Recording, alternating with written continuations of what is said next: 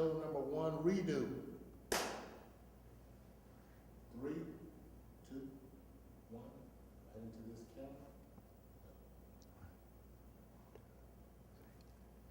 Welcome back to the L. Henderson's Real News Show. I want to thank you, ladies and gentlemen, for listening to some of the past shows. Today we're going to continue solving problems and giving you the real news. Don't you want the real news, ladies and gentlemen?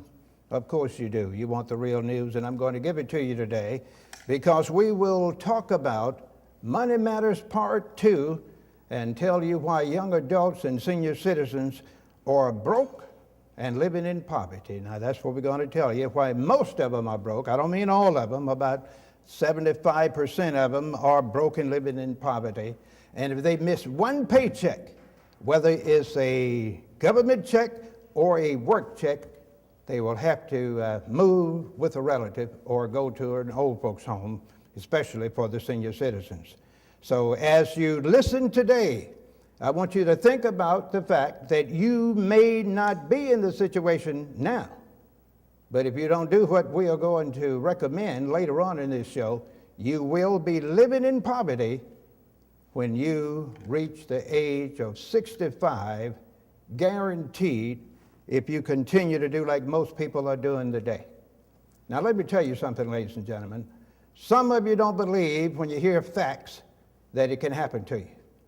And these facts have been researched by the famous Action Leadership Institute's research team, and I guarantee you, you will get the latest facts today. So let's look at something so you can understand how you can achieve your financial goals and what some of the problems are that have been given and researched to show that people are suffering. I'm talking about two groups, the young adults and senior citizens.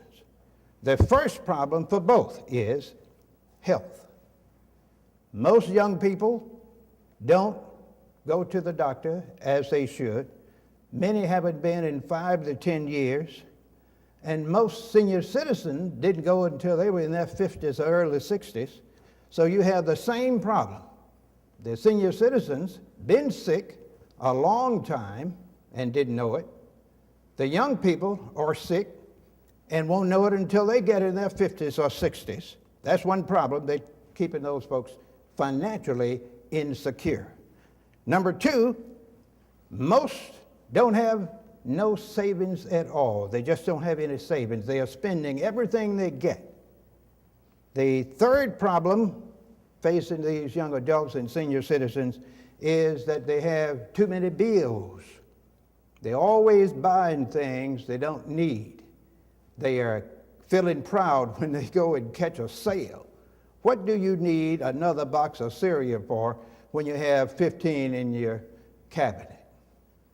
You probably need to eat some of those you have before you have to throw them away. The fourth problem is that most of these folks want mortgages, but they can't afford them. So here they are spending all their money, paying rent, living with friends and relatives, and can't get a real place to live that they own. And when they get old or sick, and they're going to get both areas, going to be old and sick if you continue to live, and then you're not going to have anywhere to live that you can control. And the last problem that's killing most folks is that they have relatives that they support directly and indirectly day in and day out. And we're going to get into this later and show you that sometimes your relatives, especially those children and grandchildren and those nephews and nieces, can be some serious hindrance to your financial stability. So think about it. Problems, health, no savings, bills, no mortgage, relatives, and one of the most important problems of all that most young adults and old folks or senior citizens face is they just don't plan. They have not planned anything. Now, let me tell you how this problem impacts the senior citizens. Now, before you get 65 or so, you have to look at what's happening to the young adults.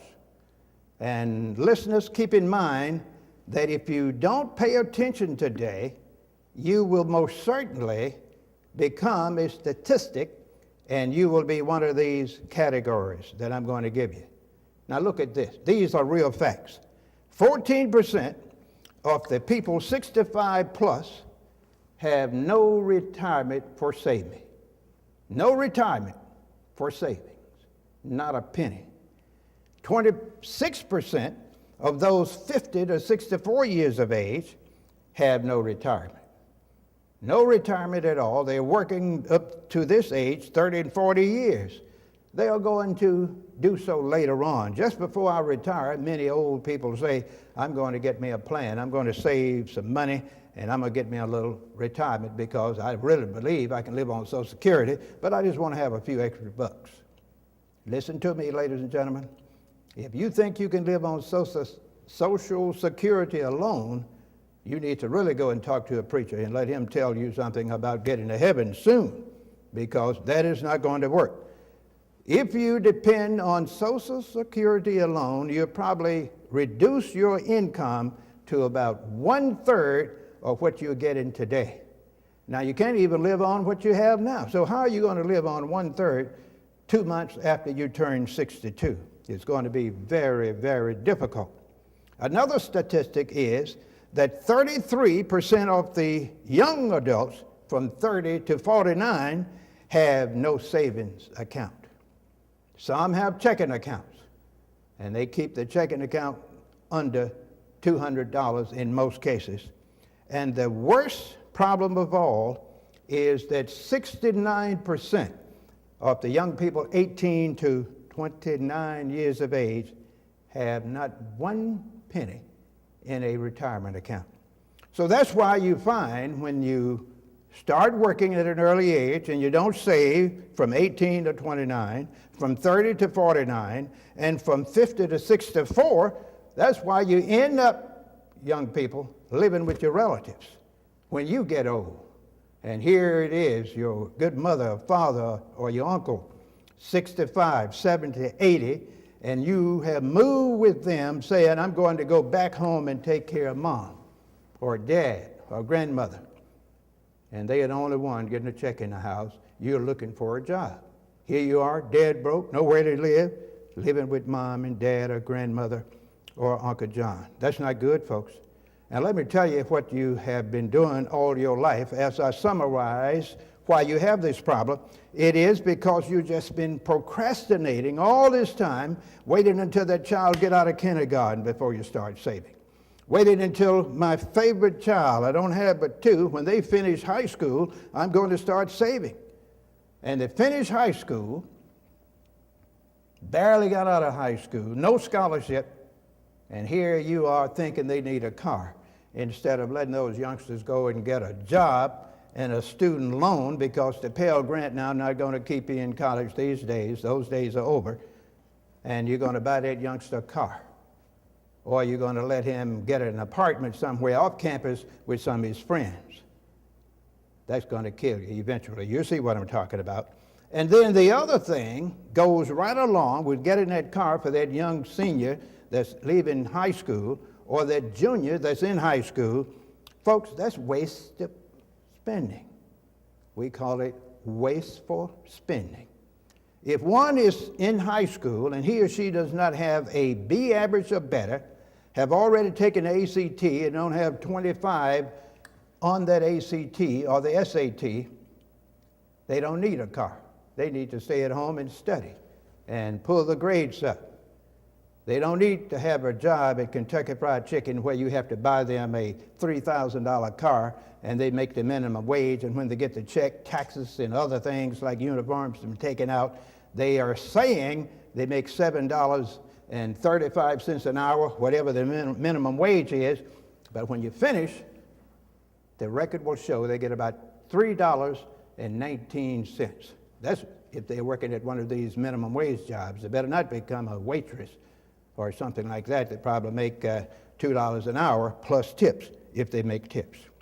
So the last thing I want you all to keep in mind if you don't want to get to be a senior citizen and be dead broke, you're going to have to start listening to people and get what I call good advice.